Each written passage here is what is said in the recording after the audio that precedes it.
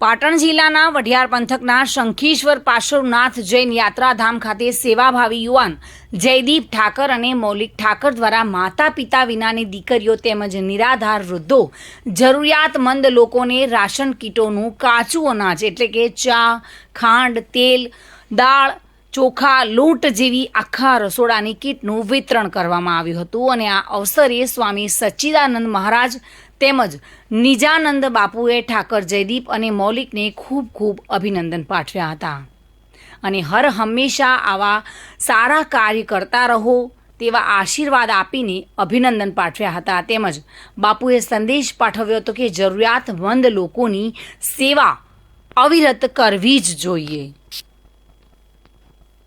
વસંત કડિયા સાથે bureau report, today Gujarati news.